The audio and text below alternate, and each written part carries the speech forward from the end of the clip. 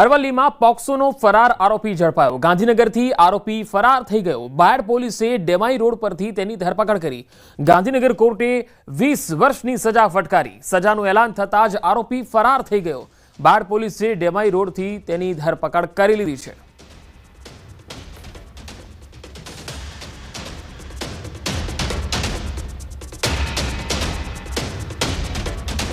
આણંદ જિલ્લાના ઉમરેઠમાં પતિએ પત્ની પર હુમલો કર્યો। ભાલેજ પાસે આવેલા બડાપુરા ગામ પત્ની પર શક રાખી અને તલવારથી હુમલો કર્યો। પત્નીને જાનથી મારી નાખવાની કોશિશ કરી। ગંભીર રીતે ઘાયલ થતા સારવાર માટે મહિલાને હોસ્પિટલમાં ખસેડવામાં આવી। પત્નીના અન્ય વ્યક્તિ સાથે સંબંધ હોવાનો વહેમ રાખી પતિએ તલવારથી હુમલો કર્યો। આશિષ પટેલ નામનો આ શખ્સ પોતાની પત્ની પર શક કરી અને અવારનવાર ઝઘડા કરતો। બહાર ફરવા જવાના બહાને વેરાખાડી ગામે નદીના કોતરમાં નિર્જન વિસ્તારમાં લઈ જઈ ઘાતક હથિયારથી હુમલો કર્યો। પોલીસે ફરિયાદ નોંધીને આરોપીની શોધખોળ શરૂ કરી છે। વડોદરા મહાનગરપાલિકા દ્વારા શહેરમાંથી રખડતા ઢોરનો ત્રાસ દૂર કરવાના દાવા કરવામાં આવે છે, તો બીજી તરફ પાલિકાની ઢોર પકડ પાર્ટી તોડ કરતી હોય તેવું સામે આવ્યું। આ મામલે તાજેતરમાં એક પશુ માલિકે જણાવ્યું છે કે રાજમહેલના કમ્પાઉન્ડમાં અવાવરૂ સ્થળે તે ઢોર ચરાવી રહ્યો હતો। એ દરમિયાન ઢોર પકડ પાર્ટી સ્થળ પર પહોંચી અને ત્યાં અફરાતફરી સર્જાતા ઢોર ભાગી ગયા, જેથી ઢોર પકડ પાર્ટીના કર્મચારીઓએ કાર્યવાહી નહીં કરવા પૈસાની માંગ કરી। ફક્ત એકવાર નહીં પરંતુ જ્યારે પણ ઢોર પકડવા આવે ત્યારે પૈસા માંગતા હોવાની વાત જણાવી। પશુ માલિકે કેટલાક ઓડિયો ક્લિપ પણ આપ્યા જેમાં તોડ કરતા હોવાનું સ્પષ્ટ જણાઈ આવે છે। આ સમગ્ર મામલો પાલિકાના અધિકારીઓ સુધી પહોંચતા કોન્ટ્રાક્ટના કર્મચારીઓ સામે ત્વરિત કાર્યવાહી કરવામાં આવી। ને ફેન્સિંગ છે ને બાજુમાં ઝુંપડપટ્ટી છે, ત્યાં ગાયો ચરાવતો હતો। આવી રીતે આ લોકો અચાનક આવ્યા અને ગાય દોડીને ભાગી ગઈ અને ભાગી ગઈ એટલે અચાનક મારી પાસે પૈસાની માંગણી કરી। કોને પૈસાની માંગણી કરી? એ ગણપત છે, આડી છે, બીજા બે છોકરાઓ છે। આ છોકરાઓ કે અમારા સાહેબને પૈસા આપવા પડે। કોના કારણે આ પૈસા આપવાની જરૂર? એ ગાય ભાગી ગઈ ને તારી એટલે, અને અમુક પૈસા આપણે આપેલા બી છે અમુક। તમારી શું રજૂઆત છે? તમારે શું આપણે એવું કેવું કે આ બીજા કોઈ માણસોને આવી રીતે આપણા માલધારીને કોઈ આવી રીતે હેરાન ના કરે। હાલ અમે પણ આ તપાસ કરી છે। પ્રાથમિક રીતે જે જણાય છે એ બે જણાએ કદાચ કંઈક ઘરેથી વાત કરી હોય એવું જણાય છે અને એક જણાએ કંઈક ટીમ એક્ટિવ નથી, કોઈ ફિલ્ડમાં નથી એવું વાત જણાય છે। પરંતુ તેમ છતાંય આવું કૃત્ય કોઈપણ સંજોગોમાં ચલાવી શકાય નહીં, જેથી અમે સૈનિક સિક્યુરિટી એજન્સી છે જેના ત્રણે ત્રણ જે ધર્મેન્દ્ર, કમલેશ અને ધર્મેન્દ્ર, આદિત્ય અને ગણપત કરીને છે, એમને તાત્કાલિક અસરથી એમને ટર્મિનેટ કરવા જણાવી દીધું છે। એમને ટર્મિનેટ કરી પણ દીધા છે। રાજકોટમાં સૌરાષ્ટ્રના સૌથી મોટા લોકમેળાનો પ્રારંભ થવાનો છે। કૃષિમંત્રી રાઘવજી પટેલ લોકમેળાને ખુલ્લો મૂકશે। શૌર્યનું સિંદૂરની થીમ પર આ લોકમેળાનું આયોજન છે। 14 થી લઈને 18 ઓગસ્ટ સુધી લાખો લોકો આ મેળાની મુલાકાત લેશે। મેળાને લઈ લોખંડી સુરક્ષા વ્યવસ્થા પણ ગોઠવવામાં આવી છે, જેમાં 2 ડીસીપી સહિત 1941 અધિકારીઓ તૈનાત કરાયા છે।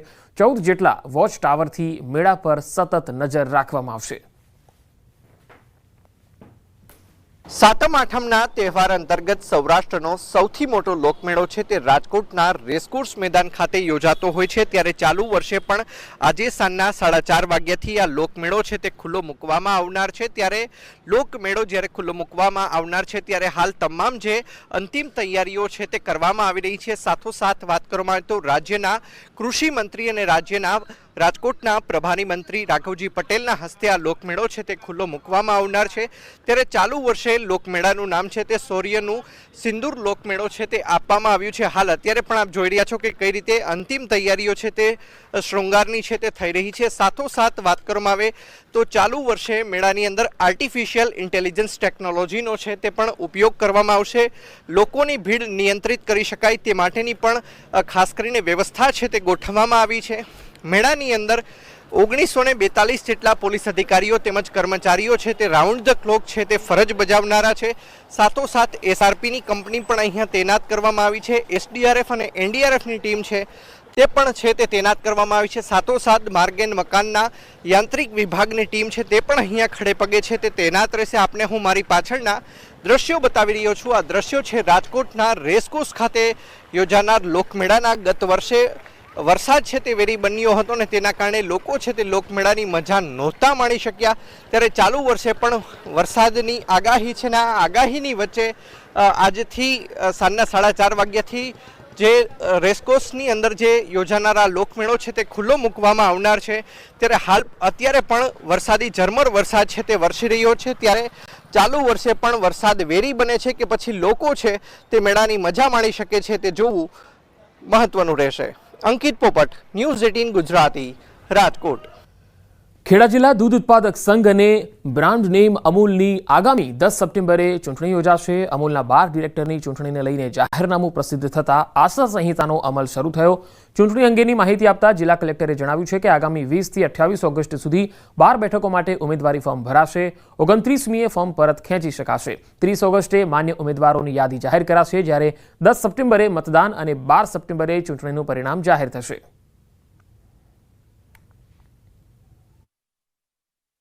ખેડા જિલ્લા સહકારી દૂધ ઉત્પાદક સંઘ લિમિટેડની ચૂંટણીની તારીખો જાહેર કરી દેવામાં આવી છે. જરૂર જણાયે મતદાન તારીખ 10 સપ્ટેમ્બર 2025ના રોજ આયોજિત કરેલ છે અને મતદાન બાદ તારીખ 12 સપ્ટેમ્બરના રોજ મતગણતરી આયોજન કરેલ છે. અમરેલીમાં અમર ડેરીનું સંચાલન કરતી અમરેલી જિલ્લા દૂધ ઉત્પાદક સંઘ લિમિટેડની ચૂંટણી બિનહરીફ જાહેર થઈ. વર્ષ 2002માં સ્થાપના બાદ ડેરીની તમામ ચૂંટણી બિનહરીફ થઈ છે. હાલની ચૂંટણીમાં દિલીપ સંઘાણી, પરસોત્તમ રૂપાલા, અશ્વિન સાવલિયા સહિતના 17 ઉમેદવારો બિનહરીફ જાહેર થયા છે. લગભગ 7 વખત આ બોર્ડની મુદતો થઈ, એમાં એક પણ વખત ચૂંટણી નથી થઈ. સમરસ જ થાય છે. એનો યશ કોઈને દેવો હોય તો દિલીપભાઈ સંઘાણીને દેવું પડે. એટલા માટે તો જિલ્લાના 35,000 પરિવારોને રોજગારી પૂરી પાડતી આ ડેરી 26 દૂધ મંડળીઓ સાથે શરૂ થઈ હતી. આજે ડેરી સાથે 532 દૂધ મંડળીઓ જોડાયેલી છે અને દરરોજ 2 લાખ લીટર દૂધની આવક થાય છે. ડેરીનું વાર્ષિક ટર્નઓવર 500 કરોડ પર પહોંચ્યું છે, જેનો સીધો ફાયદો અમરેલી જિલ્લાને મળ્યો છે. જિલ્લામાં રોજગારીના સર્જન માટે શરૂ કરાયેલી ડેરીના સફળતાના સોપાનોની યશકલગીમાં ઉત્તરોત્તર પ્રગતિ થઈ રહી છે. 532 મંડળીમાંથી દૂધ આવે છે. પર ડે 2 લાખ લીટર દૂધ આવે છે અને પર ડે 1 કરોડ ઉપરની રકમ અમે દૂધ ઉત્પાદકોને ચૂકવી છે. દર 10 દિવસે 11 થી 12 કરોડ રૂપિયાનું ચૂકવણું કરવામાં આવે છે અને આ ડેરીનું આજે 500 કરોડ ઉપરનું ટર્નઓવર છે અને 35,000 પરિવારો આમાંથી રોજગારી મેળવે છે. એવી સરસ આ રોજગારી માટેની ઉત્તમ વ્યવસ્થા.